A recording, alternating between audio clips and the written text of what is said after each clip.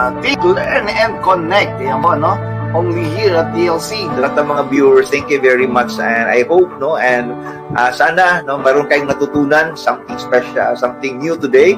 Isang mapagpalang araw po sa inyong lahat, and let's mark your journey with goodness and greatness. Welcome again to another episode of Students and Me here at Talk Live Channel. Magandang gabi po sa ating lahat, and welcome once again to this edition of Hearts That Listen this last Friday of July. So, magandang gabi po sa inyong lahat. It's another episode of Hearts That Listen. Ikaw na nanonood ngayon, huwag ka nang mag-atubili at huwag mo pong sarilihin ang pagkakataon na ma-share ang video natin para mas marami tayong ma-inspire ngayong gabi.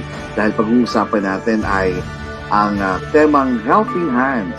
Hawak kamay tayong tutulong, hawak kamay tayong susulong para sa mga advokasya, para sa mga layunin, mga goals natin sa buhay. At yan yung ating pag-uusapan.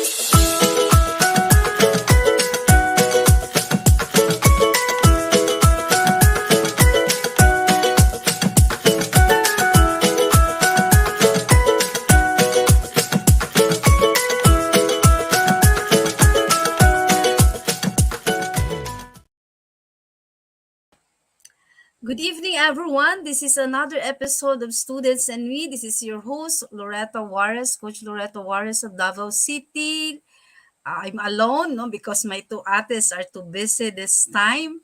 So this evening, starting tonight, Students and Me would bring to you a very beautiful Christmas traditions of Filipinos. Tonight, we will start with Panuluyan. I know this is not really familiar for all of us here in Mindanao, but tonight I will be sharing with you the Panuluyan, no, being done by one of the fathers, SJ fathers. Okay, so maayong gabi sa taga DYWC nga maminaw from DYWC Teleradyo Channel 51 of Phil Products Cable Channel of Negros Oriental. Maayong gabi sa taga Dumaguete, Siquijor, Cebu, and Bohol. And I would like to greet a friend, Mama Ate Marilyn Urbano, who is watching this evening. I would like to invite everybody, especially for those of you who are in Luzon, that you could share with us really what is this Panunuluyan all about. So I would like to share some slides that I just researched it from Filipino Wiki Pilipinas. Of the origin of Panunuluyan. The Panunuluyan originated from Mexican 9-day Christmas ritual called Posadas. The only difference between the two is that the Panunuluyan only takes place over one night. Mexican sailors from the galleons during Spanish colonization, they would always say they probably brought the custom to Tagalog and Bicol towns. Mao nang kitang mga taga Mindanao o kitang mga taga Davao dili kaayo ni familiar blato. But this is really one of my favorite traditions as we prepare for Christmas. This is beautiful. I'd like sometimes even I would even encourage everyone to use this instead of caroling, but I know caroling really is one also of a beautiful traditions of the Filipinos in our Christmas celebration. This is a beautiful way of celebrating and preparing our celebration of Christmas.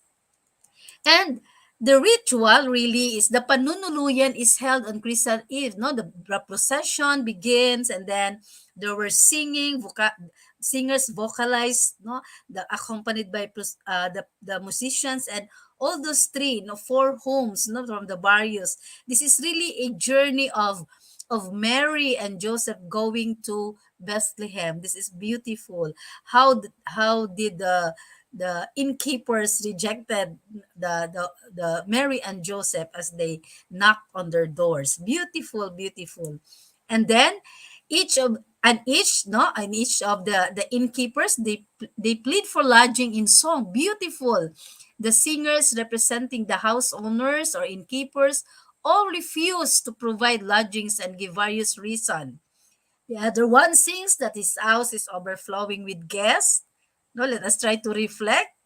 No, how do we prepare the coming of Jesus, especially the celebration of Christmas? And then one sings that his house, a couple may claim to be too poor to take them in. Beautiful, no? Let us also reflect, is being poor really a hindrance to accept visitors in our lives, na, in our homes? Another person also gives the excuse that the real owner is out. I am just a innkeeper. Another argues that it is unsafe to let in strangers at night.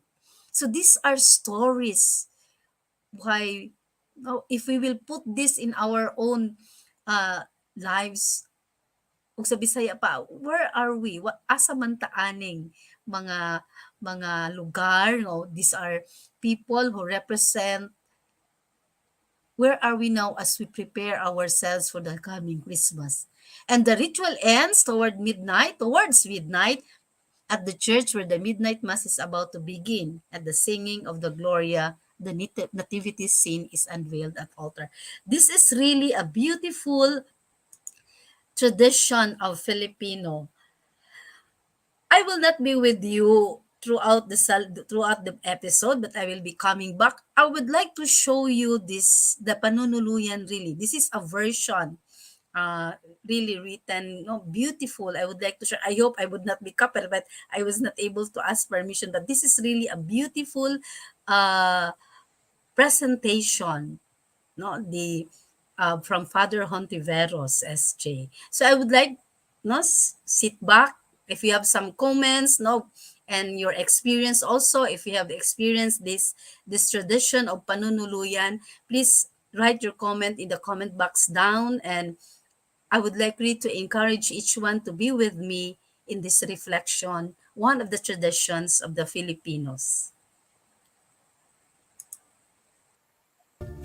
Mahal na Ginoong may bahay, kami ay nagbibigay galang sa katuloy manunuluyan, kami inyong paintulutan. Sandalit nais kong magtanong kung saan sila buhat ngayon at saan naman magtutuloy tung gabing itim inyong layon.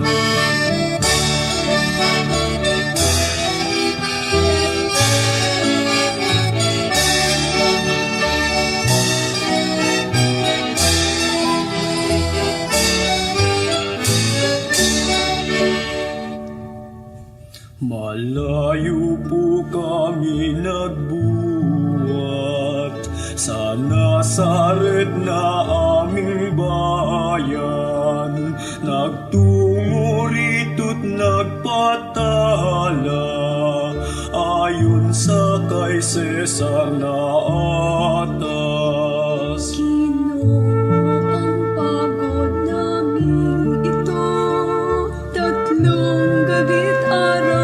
Siyang gusto sa salwa sa sinapupunan ko, iyong tahan at puso'y buksan mo. Sana kung dito ay may lugar, ganon ang kayo ay pagbigyan, ngunit halos pumutok na lang aking bahay sa kapunuan.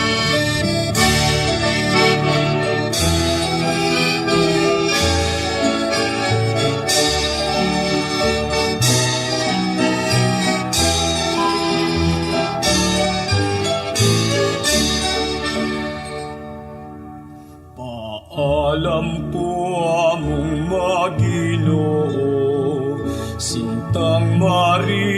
paano tayo? Jose Cordero, huwag matakot.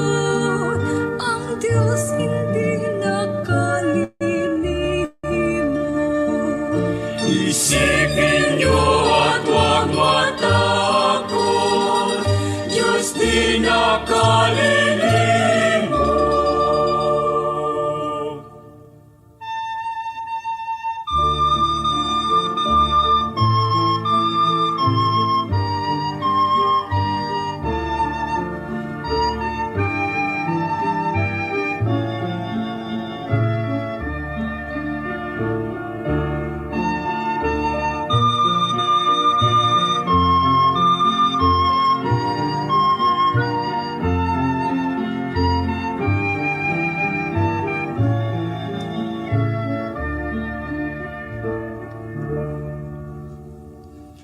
Aba tila bukas pang ilaw doon sa kabilang tanan.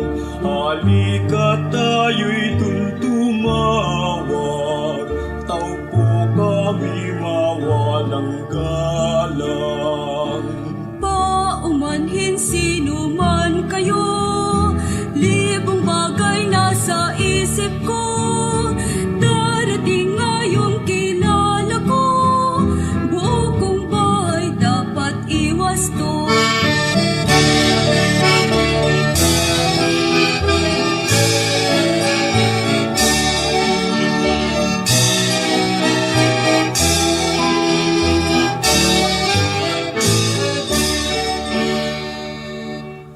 Puting ponggi ng kayo'y inaalam sa buhay kong dinadala. Kahit na po saan mang sulok, sa amin inyong pagkaloob. Sabi kanina'y uulitin, may tanyag akong panauhin. Kailangan kong estimahin, paalam sa inyo ngayon din.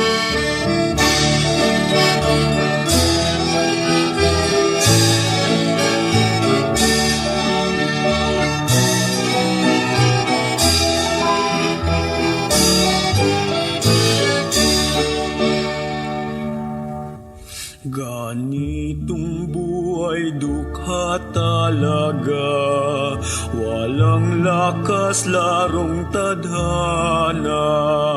Halika aking tanging sinta, at may iba tayong makita.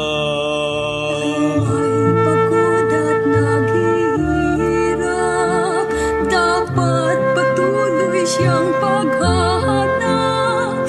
Panginoon, sadyang ang lilingap sa mga taong nagsusumikap. Panginoon, sadyang ang lilingap sa taong nagsusumikap.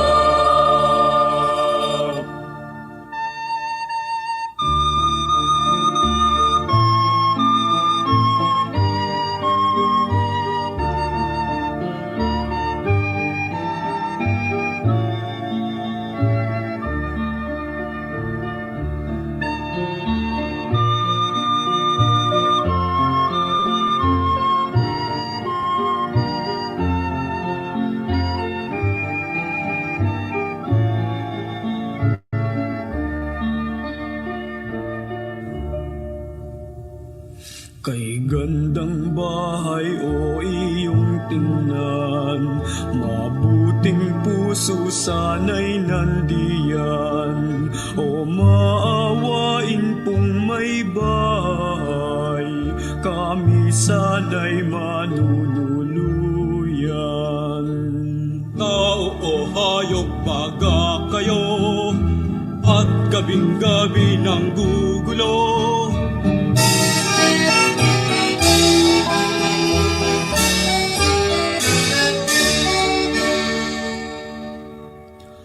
Among pakiusap o lamang, sinta nga asawa ko'y kagampan. Ang hirap namin huwag nang indahin, sanggulang siyang alalahanin. Buong bahay kong ayo'y tulog, at kayo'y nambubulahok. Wala akong labis na panahon, sa tulad ninyong patay gutom.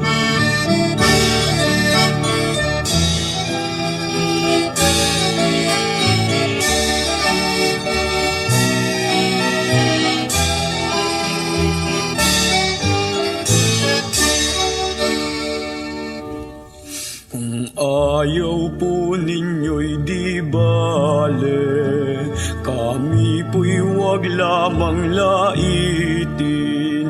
Kami may dukha at pulubi, may hawak ding puso't damdamin. Jose, halika't maglakbay muli, sa kanya'y ang dapat na suri.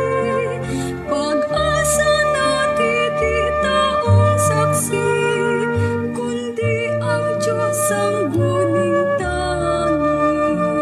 Panginoong Hari ng kalangitan, maraming hindi maunawaan, tiwala sa iyo nakalaga, gawin ang ibig sa iyong anak. Tiwala sa iyo nakalaga, handa kami iyong anak.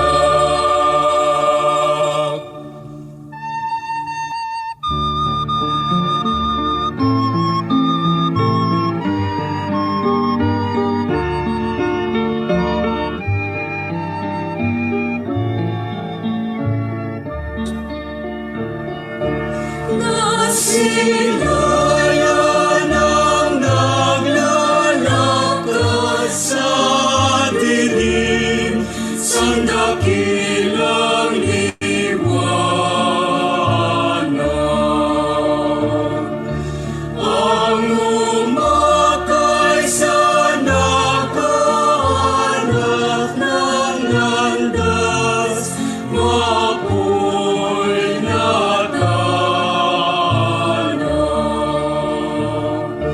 Ngayon ay panahong pinagpala, pinagyaman na sa kaduka, nawala ng iyas ang ginto at pinang, nawala ng lakas ang sangdatataba.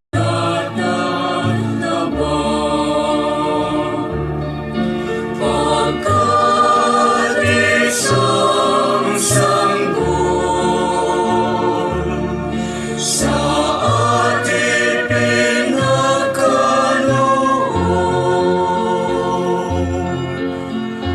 Hari ng sansinuko,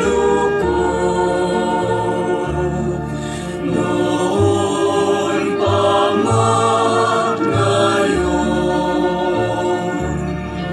at ang kanyang pangalan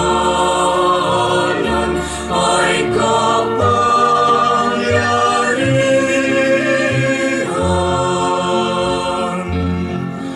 at ang kanyang tahanan ay kapayapaan.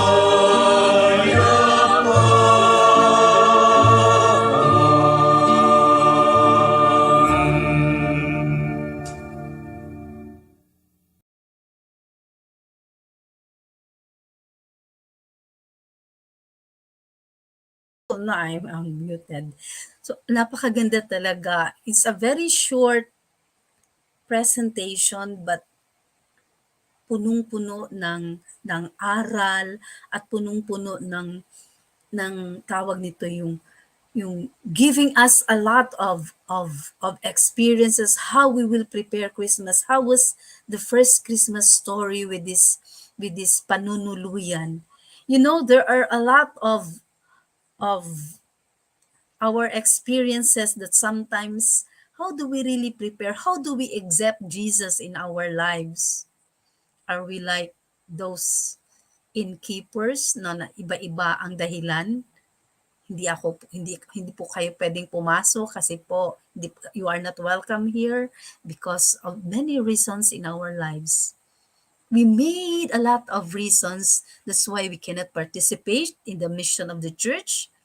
We cannot even celebrate mass because of a lot of reasons, especially for us Catholics. And for those students who will be watching, who will watch this episode, I hope that let us have a paradigm shift, as they would always say. That's the term being, how do we really prepare Christmas? How do we accept Jesus in our lives this coming Christmas? Now we celebrate the Advent season. No, as they would always say, there are two mini preparations as we celebrate the Advent season. The first one really is we prepare for the first coming of Jesus, no, on December 25. And how do we prepare? Coach Sisoy last Tuesday, he gave us a lot of insights on how do we really prepare for Advent season. This is very important. Sabi nga, ano ang mga bagay-bagay, especially now, no, we are waiting for our, honestly, also we are waiting for our 13th month pay, for our bonuses. So, but how do we prepare inside? Are we really ready to accept Jesus, to celebrate Jesus in our lives this coming season of Christmas? Marami masyadong lights all over. No, when we go in the different places of the Philippines, grabe ang mga ilaw sa mga establishment, sa mga bahay, or even in the cities, no, local cities, or even grabe masyado ang preparation. But how about our personal preparation as a family, as a community, and as a parish church? So these are really, the Panuluyan would really give us an idea that the first coming of Jesus, there were people already rejected him. Hindi sila pinatuloy, si Maria at si Jose, hindi pinatuloy because of so many reasons. I was really touched with the scene that when they went to a rich family and they were being insulted, and Joseph said, "We are poor, but we are not like that." So these are the things that we are going to really reflect on as we celebrate Christmas. Sabi pa nga, ba't kayo hihingi ng regalo? Hindi nyo naman birthday. Now, many would always say, it's not our birthday, it's the birthday of Jesus. So how do we celebrate the birthday of Jesus? Parang punong-puno tayo. And sometimes, we would always say, even in our exchange, as we exchange our gifts, we sometimes, no, I'm sorry, but I would really tell it honestly na sometimes we what we call this one, we put no amount on the gifts that we are going to give. So kailangan talaga 300 pesos above, no? But I would always say our generosity this coming Christmas should be really coming from our hearts. Na hindi talaga yung amount ang tawag nito, ang batayan ng ating pagbibigay. When Jesus came, the first Christmas, let us really truly, brothers and sisters, let us really truly reflect how is the first Christmas happened? Paano ang unang Pasko? We are always, no, baka nakakalimutan na natin. Ang unang Pasko ay hindi bongga, mga kapatid, no? It's not grandiose.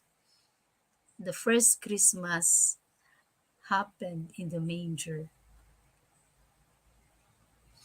Kaya nga, ano talaga ang mga simbolo ng Pasko? No, ano ang nasa inyong mga bahay ngayon? Do you have a Belen in your house? Do you have a parol in your house? O mas malaki pa ang ating mga Christmas tree kaysa ating Belen? Mas grabe pa ang ating mga lights, the different lights. I would say this preparation and this celebration are not really wrong, but we have really to go back to the first Christmas story. How was it? Paano ito? Okay? So this is just our reflection for tonight. No, parang nagbibigay na ako na but no, I'm really touched with this. I hope that this tradition of Panuluyan would always be, ewan ko kung si Doc Arwin inanonood. Doc Arwin, no, if you experience this one, how is it? No, you can give your comment and you're really experienced this one. Thank you for watching, Doc. Jo, may kasamahan ko sa Paris. Thank you, Jocelyn, for watching. My student, John Dave Davis, also is watching. Thank you very much. So I would not really give you a lot of insights this evening. No, we will try really to reflect and let us go back to the first Christmas story in which the Panuluyan that I just shown to you a while ago would really give us an inspiration. Before we will continue, let us have a short break. May mga pagkakataon na yung masasakit nating karanasan ay siya palang magiging daan upang ating makamtan ang ninanais nating kaginhawaan. Maraming nagaganap na pagbabago sa ating mundo. At marami ring nagaganap na pagbabago sa ating pagkatao. Sa bawat yugto ng ating buhay, ating alamin ang ating kalakasan, maging ang ating kahinaan. Let us think, let us learn, and let us connect. Only here at TLC. May mga bagay na lubos na magpapahina sa atin. Pero lagi mong iisipin, bakit mo sinimulan ang isang bagay? Iisipin natin ang mga bagay na ito sa mga panahong nanghihina tayo. Mahalaga rin na patuloy tayo nag-aaral habang umiinog ang ating buhay. At ang pagkonekta sa mga dati at mga bagong kaibigan ay lubos na makakatulong para tayo ay magpatuloy na positibo sa ating buhay. Pandemic brings a lot of changes in our lives. Here in TLC, we continue to think, learn, and connect for a better future. Magtiwala ka lang. Remember this, my friend. God's got you, and we're here for you. Let's think as one, let's learn together, and let's connect with each other. Only here at TLC. Sa TLC, we think, learn, and connect. Because we inspire people, we empower nation.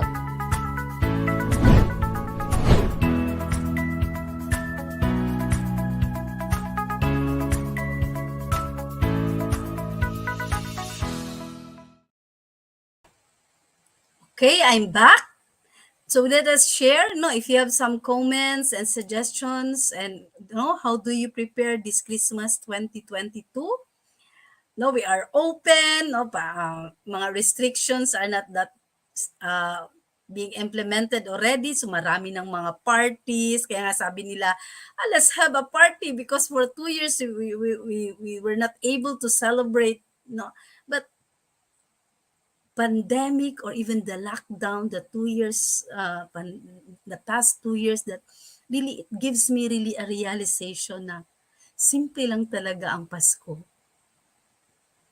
Hindi talaga siya dapat na, no, it's really going back again to the first Christmas. So while you're trying to share with me your reflections and your your insights on this preparation for Christmas season. Again, I would like to show you again, no, baka may mga nahuli po, no, the story of Panuluyan. I will play it again with you.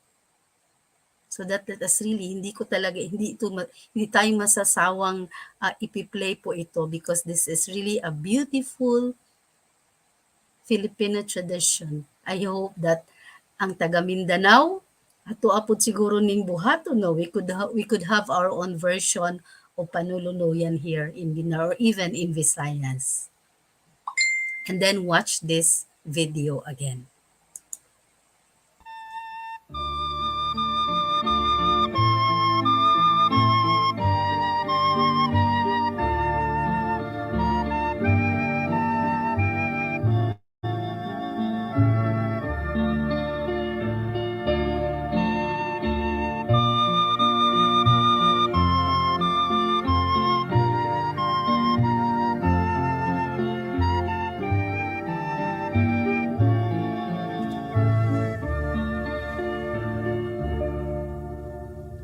Mahal na Ginoong may bahay, kami ay nagbibigay galang sa katuloy manunuluyan, kami inyong paintulutan.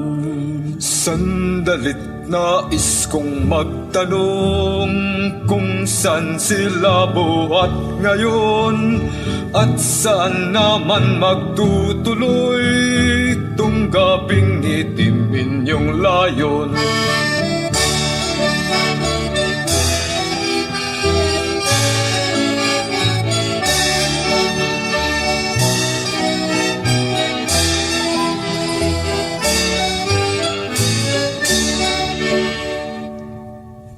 Malayo po kami nagbuhat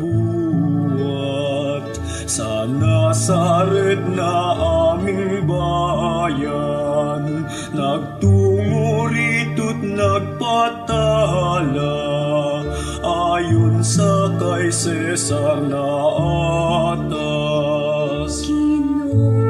Ang pagod namin ito, tatlong gabi't araw na siyang gusto. Sa sangwa sa sinapupunan ko, iyong tahan at puso'y buksan mo.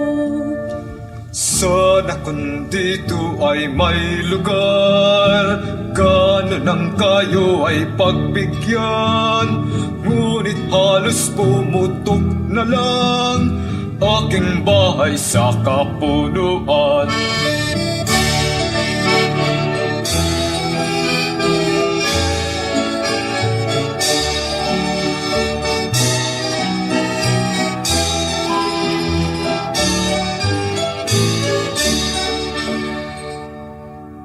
Paalam po among Maginoo, Sintang Maria, paano tayo?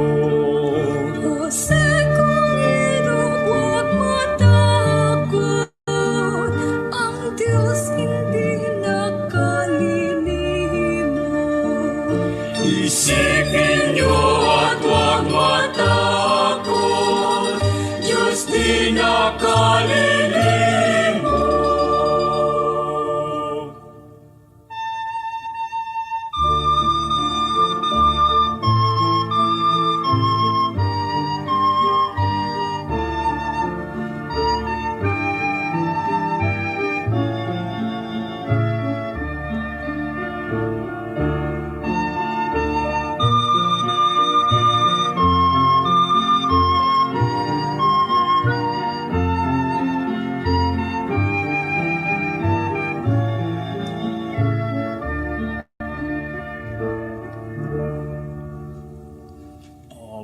Tila bukas pang ilaw doon sa kabilang tahanan. Halika tayo'y tumawag, taupo kami mawalang galang.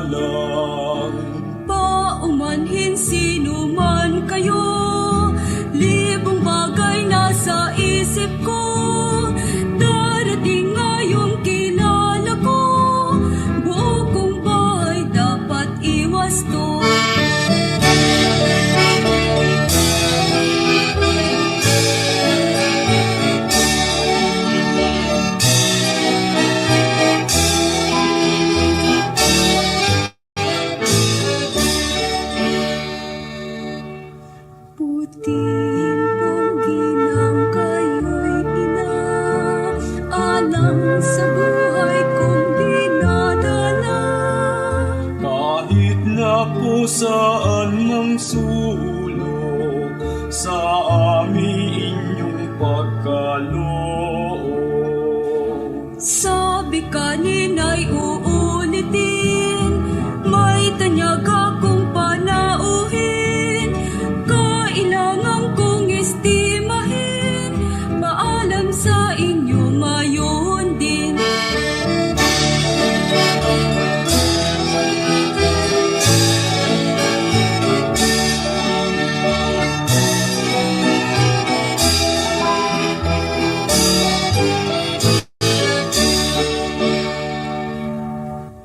Ganitong buhay dukha talaga, walang lakas larong tadhana. Halika aking tanging sinta, at may iba tayong makita. May pagod at naghihirap, dapat patuloy siyang paghahanap. Panginoon, sadyang ang lilingap sa mga taong nagsusumikap. Panginoon, sadyang ang lilingap sa taong nagsusumikap.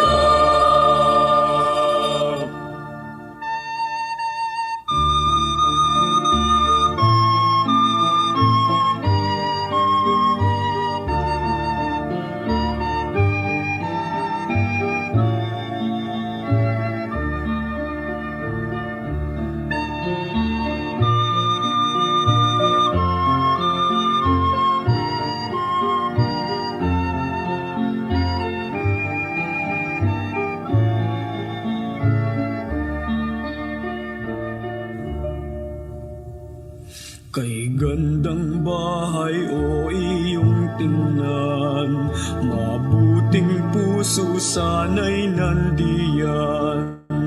O maawain pong may bahay, kami sana'y manunuluyan. Tao o hayop baga kayo, at gabing-gabi ng gugulo.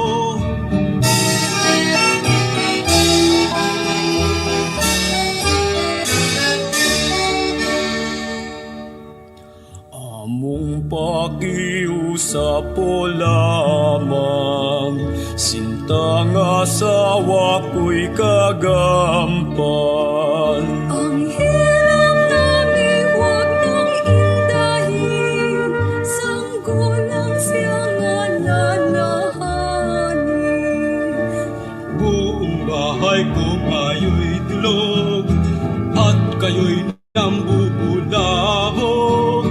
Wala akong labis na panahon, sa tulad ninyong patay gutom.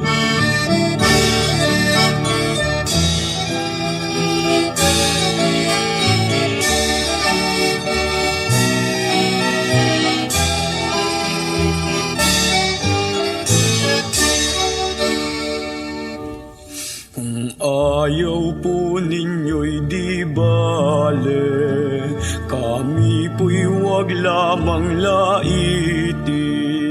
Kami may dukha at pulubi, may hawak ding puso't damdamin. Jose, halika't maglakbay muli, sa kanya'y ang dapat na sukli.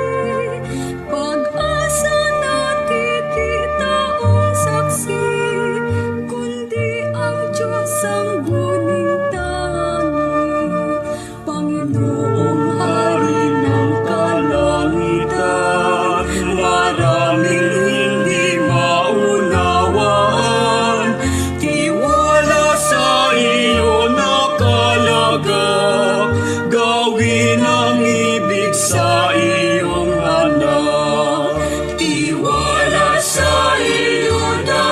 talaga. Handa kami iyong anak.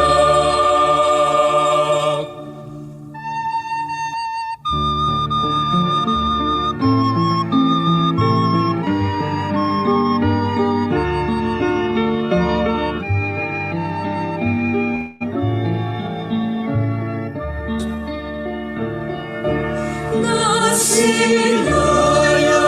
ang naglalakad sa dilim, sa dakilang liwanag. Ang umakay sa naghahanap ng landas, mapoy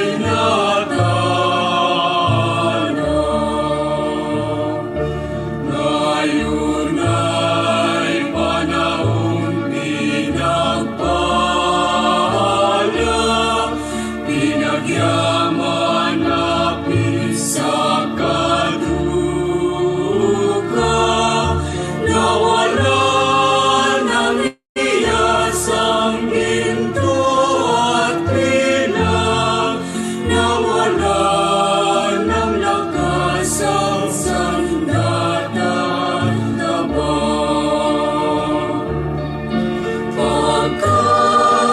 isang sanggol sa ating pinagkaloob.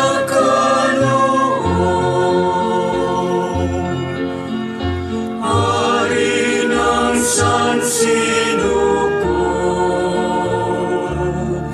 noon pa man ngayon, at ang kanyang pangalan ay kapangyarihan,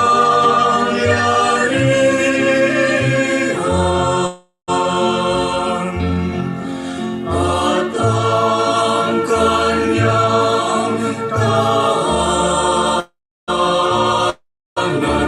ay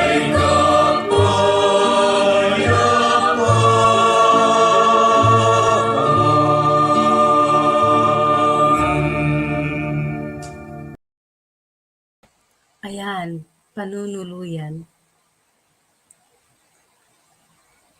Saan mga anong karakter or can we relate our lives or as we prepare or as we welcome Jesus in this Christmas season? Tayo po ba yung hindi talaga pasip na ang bahay? O tayo ba yung will not accommodate because we are waiting for another special person in our lives kaya hindi makapasok-pasok sa puso natin si Jesus? O tayo ba yung mayaman, no? Na even nilalait pa. So, and if we will put the story in our own context at this present, in this time, makikita natin na iba-iba talaga ang preparations, iba-iba talaga ang the way we accept Jesus in our lives. So as we end this episode, brothers and sisters, mga kasamahan ko, let us pray that we can celebrate Christmas meaningfully as we go back to the first Christmas story. Sabi ko nga kanina, the first Christmas was not a grandiose celebration. Jesus, no, it was the shepherds who really recognized that the Son of God was born. Hindi natin because sometimes we are really blinded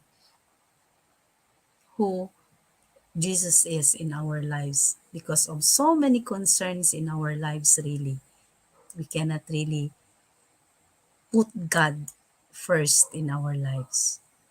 So as I end this episode, thank you very much for those who join me even in FB Live. No, I'm really alone. I hope that we can go back, no, and see really nag-iba ang aking background. Okay? as we continue to prepare ourselves for the celebration of Christmas season. So let us really pray hard that we can accept Jesus in our lives and really be part of this journey of our family, of our community, and of the our community, and even in our own workplaces. So good night everyone. I will see you all next Tuesday. I hope ang mga kasamahan ko ay makakasama ko na, or even for those I'm inviting you, because our series this December really is on celebration, the traditions, the Filipino traditions of Christmas, no? Ano yung mga tradisyon, ano yung mga ginagawa ng mga Pilipino as we celebrate Christmas season. So good night everyone, and God bless you all.